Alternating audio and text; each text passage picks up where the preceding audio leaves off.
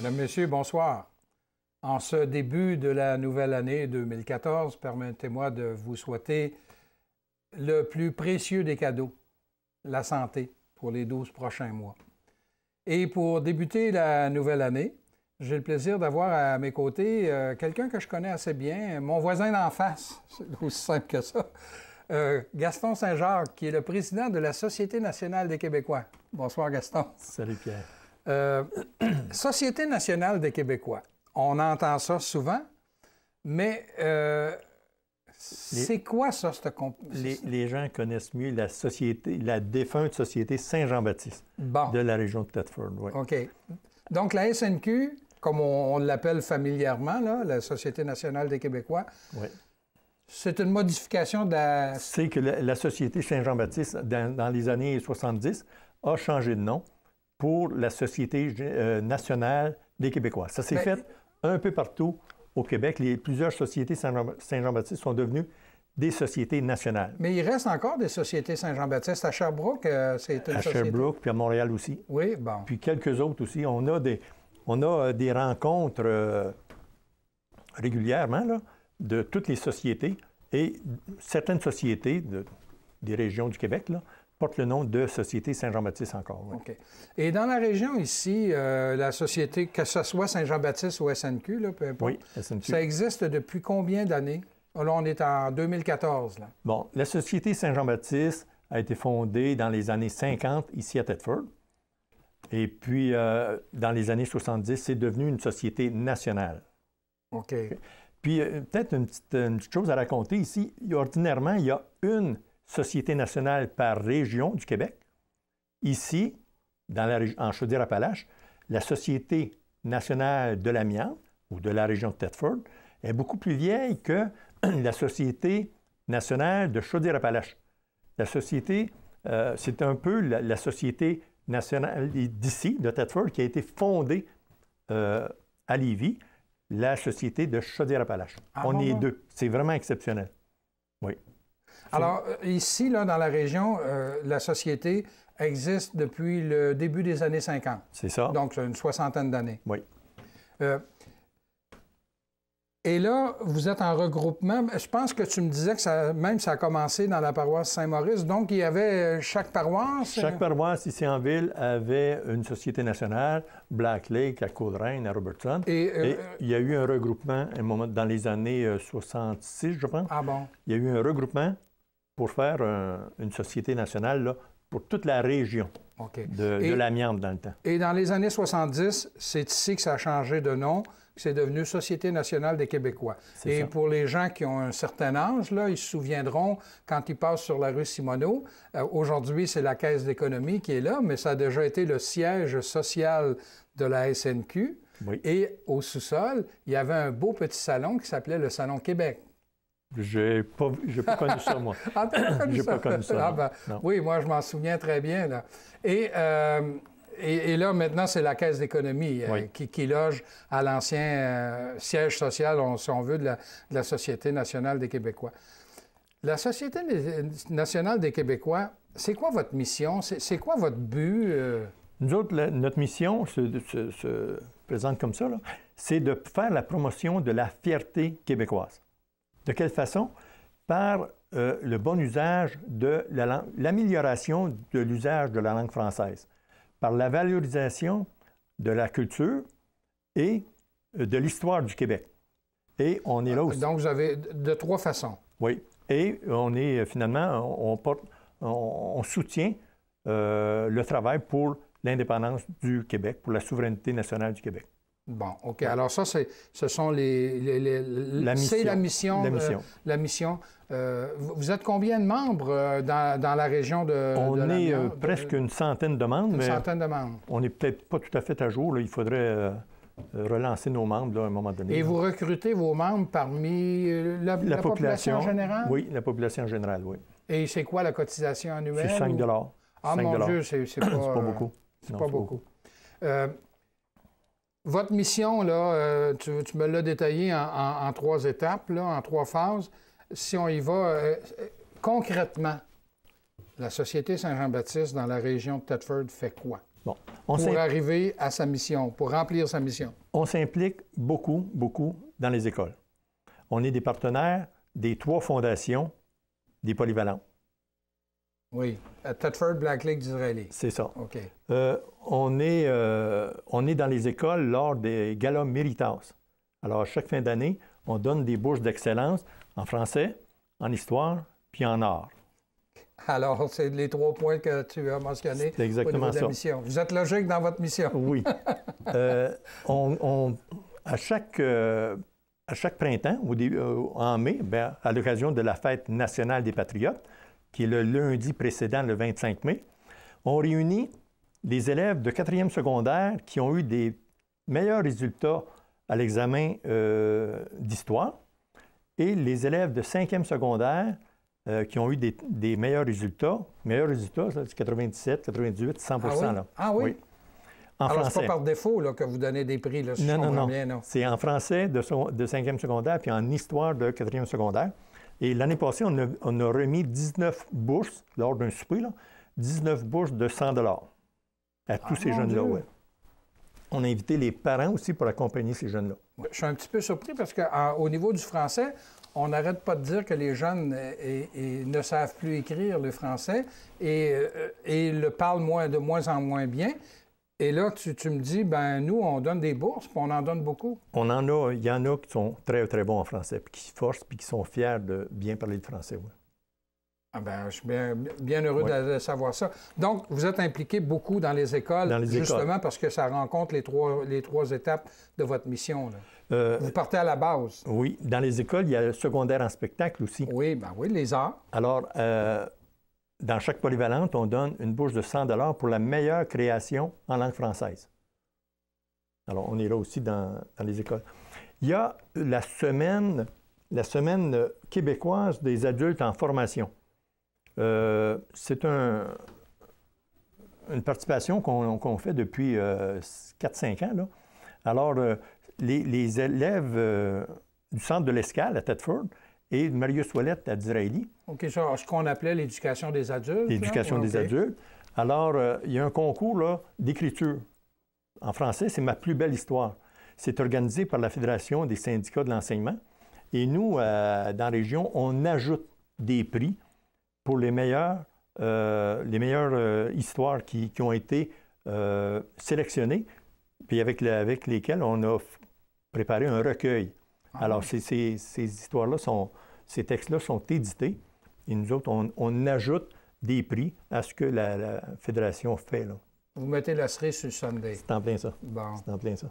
Donc, ça, c'est au niveau des étudiants, si on veut, adultes, là, ceux qui retournent terminer leur diplôme secondaire. C'est ça. Okay. Puis toujours dans les écoles en histoire, à la fête du drapeau, le 21 janvier, ou autour du 21 janvier, je rencontre personnellement les professeurs d'histoire des 3 polyvalentes et je leur fournis du matériel pédagogique, puis des affiches commémoratives et des drapeaux du Québec que les professeurs donnent aux élèves, soit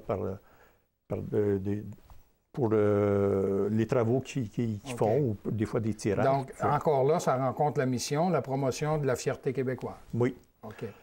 On dit qu'on se pavane, c'est le cas de le dire, avec nos drapeaux. C'est ça. Puis en dehors des écoles, mais on est le commanditaire majeur de la fête nationale du 24 juin à Black Lake, 23 juin.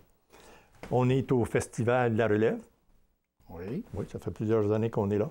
Il y a les petits musiciens à la Maison de la Culture, là, ils ont des spectacles, puis ils font des remises de prix. Là, alors, on est là aussi. Vous touchez l'art encore? Oui.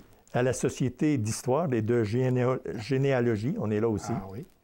Au théâtre, on est là aussi. Là, au Studio Théâtre pour les 2 troupes, oui. Et au Chemin des artisans. Depuis cette année, là, on a été approchés, puis le patrimoine, le côté culturel, artistique là, du Chemin des artisans, alors ça vient nous rejoindre et on a participé à ça. Est-ce que ça demande beaucoup, ça exige beaucoup? Toi, actuellement, tu es président depuis combien d'années, Gaston, toi? Ça fait 2 ans. Ça fait 2 ans. J'ai remplacé Rénal Paré, qui a été là pendant une dizaine d'années. Ouais. De défunte mémoire. Oui. Et on te voit souvent dans le courrier Ouais. en train de remettre une bourse. Alors, ça a rapport avec ce que tu viens de dire. Exactement. Dans les écoles, puis on fait en sorte que les gens sachent. On met en valeur les jeunes qui réussissent. Alors, c'est le fun de faire paraître les photos, soit dans les revues ou dans le journal là, local. Oui. Est-ce que c'est exigeant, ça, d'être président, comme ça demande beaucoup de temps? Ou... Ben non, pas vraiment. Là. Ouais. Je fais ça avec... J'ai d'autres... comment dire? D'autres CA où je siège. Là, mais non, on est une belle équipe. Il y a René Fauché, qui est le vice-président. Oui. Je pense que tu connais René Fauché. Oui. Tous des gens probablement que tu connais. Oui. Il y a Jean-Yves Paquette, qui est notre... trésorier. Oui, Jean-Yves n'était pas professeur d'économie. D'économie, oui. D'économie. Okay. Maurice Grégoire, qui est le secrétaire. Oui. Alors, on est quelques personnes du monde de l'enseignement. Il y a Normand Lessard, de Robertson. Oui. C'est un des administrateurs. Qui était enseignant aussi. Il était enseignant. Il a pris sa retraite, ça n'a pas longtemps. Il y a Gilles Argouin, un gars de Black Lake. Oui. Puis il y a Patrick Fecteau. Alors, c'est les gens qui forment notre conseil d'administration, ça. Bon. Et s'il y a des gens qui nous écoutent puis qui seraient intéressés à adhérer à la Société nationale des Québécois en raison de l'objectif ou de la mission que vous défendez, ou aussi par les implications qui en résultent, là, est-ce qu'il y a un endroit, il y a un numéro de téléphone, quelque chose? La société, j'ai ça chez moi. Là. Ah bon, OK. Alors, l'adresse, le courriel, c'est mon adresse à moi. Mon numéro de téléphone. OK, alors est-ce qu'on peut le donner? Oui, c'est le 88-755-1251. Puis, tous les membres du CA peuvent aussi recevoir ça. Là, si les gens connaissent mieux telle ou telle personne du CA, peuvent communiquer. Puis, Alors, je répète, le 88-755-1251. Exactement. C'est bien ça? Oui. Bon. Et... est-ce que vous êtes ouvert encore à d'autres organismes ou à recevoir d'autres demandes? Parce que tu viens de me dire, cette année, pour la première fois, on s'impliquait dans le chemin des artisans. Oui. Et le chemin des artisans, bon, moi, j'étais le président d'honneur de la dernière édition. Et je trouve que, justement, la mission que vous avez de faire la promotion de la fierté québécoise, le chemin des artisans, c'est exactement oui, ça. Hein? Ben oui. Et c'est à partir de la conférence de presse, justement, du chemin des artisans, je me suis dit, mon Dieu, il faudrait que je l'invite Gaston à venir à l'émission pour nous parler, parce qu'il y a des gens qui se posent la question, SNQ, ça veut dire quoi? Oui. Donc là, au moins, ils vont être en mesure de le savoir. Et toujours est-il que, est-ce que vous êtes ouvert à d'autres suggestions? Un projet qui viendrait rejoindre notre mission, oui. Je pense que oui. On peut encore participer à certaines activités, si on peut faire progresser, si on peut encourager, c'est sûr qu'on pourrait, après analyse, là, après vérification, là, on pourrait sûrement aider. Mais à la base, vous partez justement d'un milieu qui est favorable, ou en tout cas qui est fertile dans les écoles. Oui. Les jeunes, à partir du moment où on aura suscité, on aura fait la promotion de la fierté auprès des jeunes, ça, là, on garde ça toute notre vie par la suite. Exactement, là. Exactement. Puis, je remets beaucoup de bourses, comme tu disais tantôt, là. Puis, je vais dans les écoles, puis les bourses qu'on donne lors du gala, là, en français puis en histoire, mais c'est les mêmes gens, là. C'est les mêmes jeunes qui sont bons à l'école. On les sort de l'école pour leur donner des prix en histoire puis en français. Mais quand je vais dans les écoles, je les rencontre encore. Ils sont bons en maths, ils sont bons partout. Oui. Ils récoltent ces jeunes-là. Là.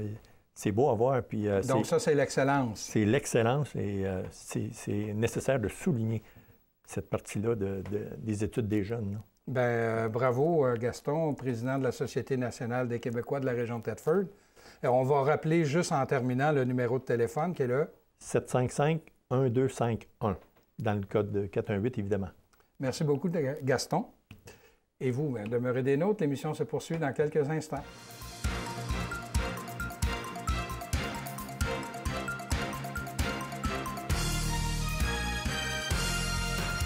De retour, j'ai le plaisir d'avoir à mes côtés deux invités.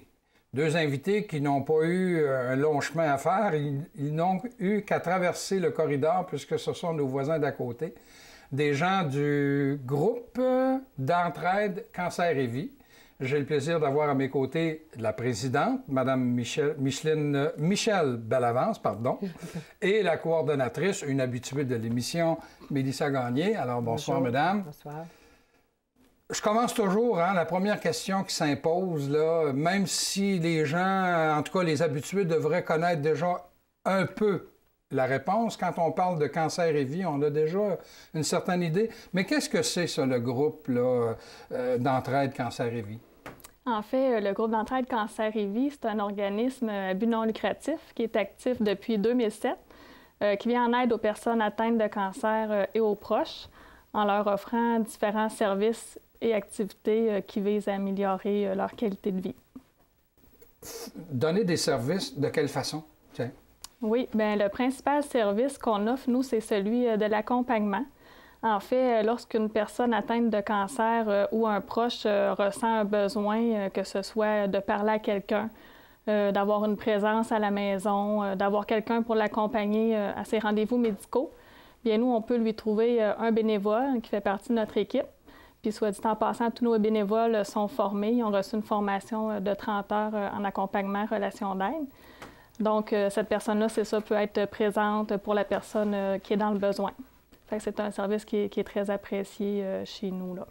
Est-ce que la personne qui bénéficie de ce service-là a un coût à défrayer? Bien, idéalement, c'est certain que ça peut, si elle peut prendre sa carte de membre chez nous, oui, au coût de 10 $ par année. Oh mon Dieu! C'est un petit montant, puis en même temps, nous, bien, c'est une façon d'encourager notre cause, puis la personne de bénéficier de nos services. Oui.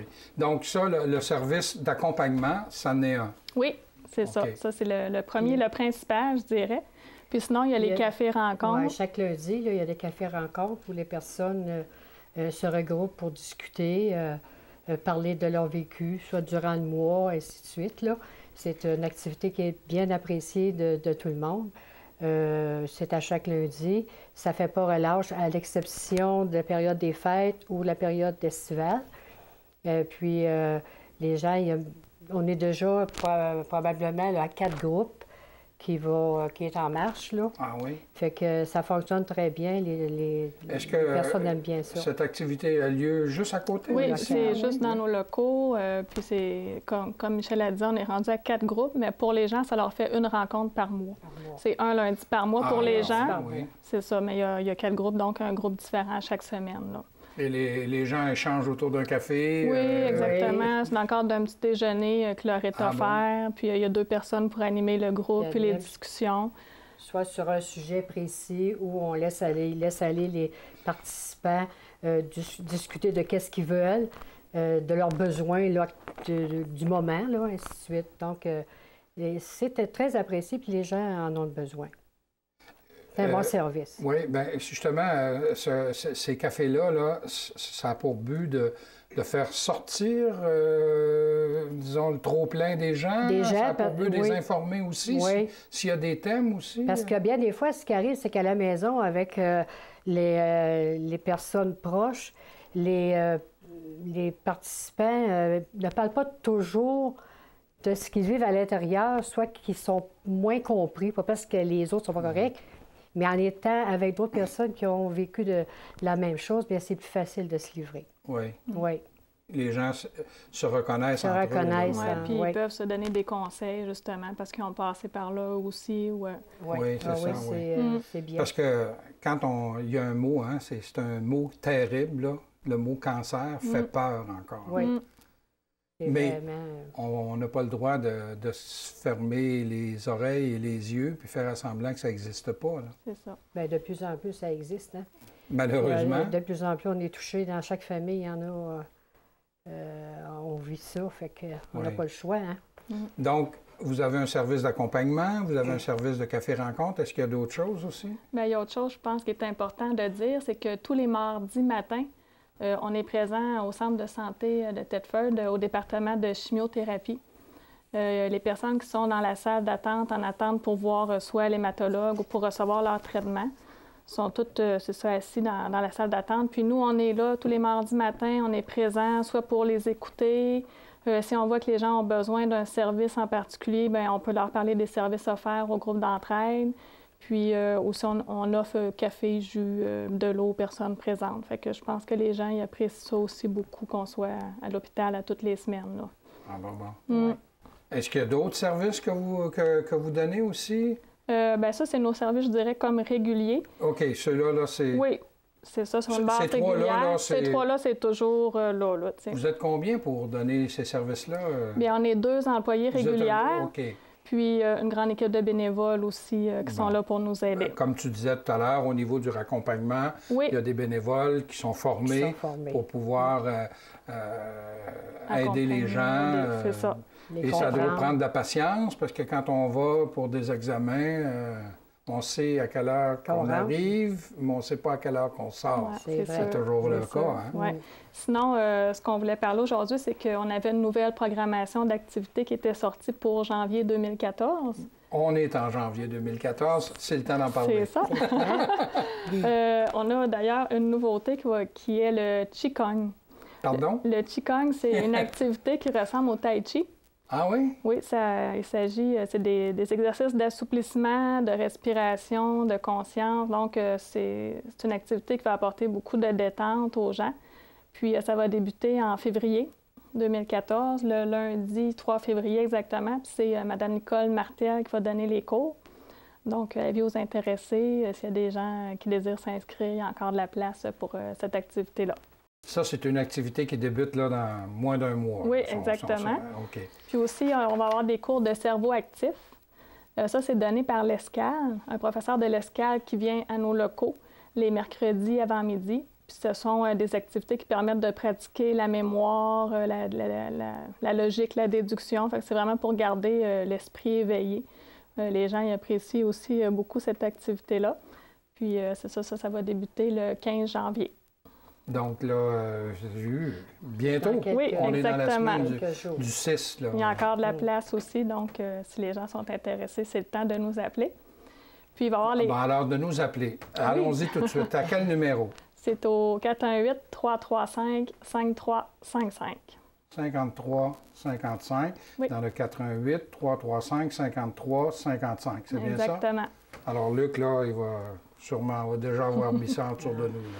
Parfait. Puis il y avait aussi des cours d'informatique qui vont se poursuivre parce qu'on est déjà rendu à la 5e session. Ça fait 5 sessions qu'on offre. Donc là, c'est sûr, on est rendu à un niveau plus avancé. C'est le volet 5, c'est les réseaux sociaux.